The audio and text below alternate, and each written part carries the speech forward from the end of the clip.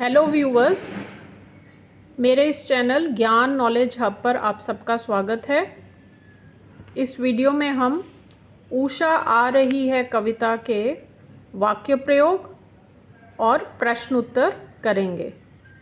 Video के अंत तक ज़रूर बने रहिए क्योंकि अंत में हम कुछ पंक्तियों के भाव भी स्पष्ट करेंगे। तो चलिए शुरू करते हैं, लेकिन शुरू करने से पहले बेल आइकन को दबाकर चैनल को सब्सक्राइब ज़रूर कर लें। तो पहला शब्द है उषा। उषा का अर्थ होता है सुबह, मॉर्निंग। तो उषा का वाक्य ऐसे बनेगा, उषा सारे अंधकार को मिटा देती है। अगला शब्द है निशा। निशा का अर्थ है रात्रि, नाइट। निशा के समय हवा बहुत सुहानी हो जाती है। तीसरा शब्द है तम। तम का अर्थ है अंधकार। हमेशा तम के बाद उजाला आता है। चौथा शब्द विहग। सारे विहग अपना घोंसला बनाने के लिए बहुत परिश्रम करते हैं। मंद।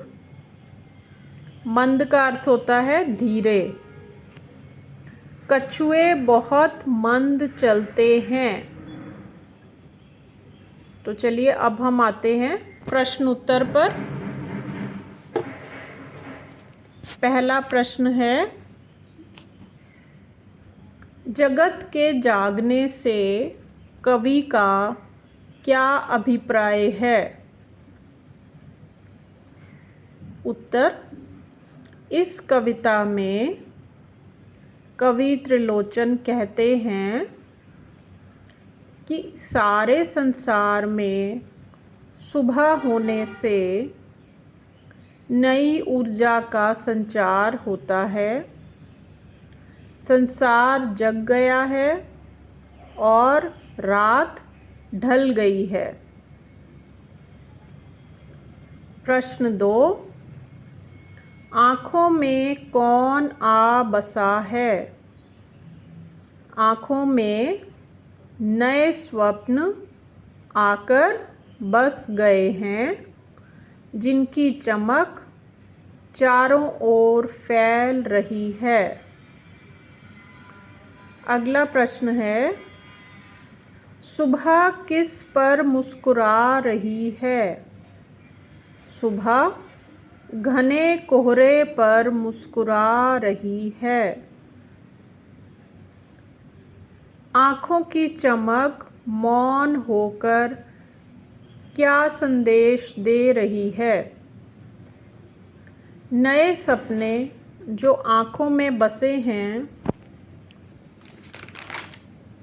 उनकी चमक लहरा रही है क्योंकि सारा संसार जग गया है, नया जीवन आरंभ हो गया है और उत्साह भर गया है। अब हम कुछ पंक्तियों का भाव स्पष्ट करेंगे। निम्नलिखित पंक्तियों का भाव स्पष्ट कीजिए। उषा आ रही है, जगत जग चला है। तो जब भी आप कुछ पंक्तियों का भाव स्पष्ट करते हैं, उनमें सबसे पहले कवि का नाम लिखना चाहिए। तो कवि का नाम लिखना नहीं भूलना है। इन पंक्तियों में कवि त्रिलोचन कहते हैं कि भोर का उजाला हो चुका है, संसार जग गया है और संसार में नई ऊर्जा का संचार हो गया है। अगली पंक्ति है, क्षितिज छोर प्राची अरुण हो चले हैं। इन पंक्तियों में कवि त्रिलोचन कहते हैं कि सुबह होते ही पूरब के छोर का रंग सिंदूर जैसा लाल हो गया है। अगली पंक्ति पे आते हैं अब।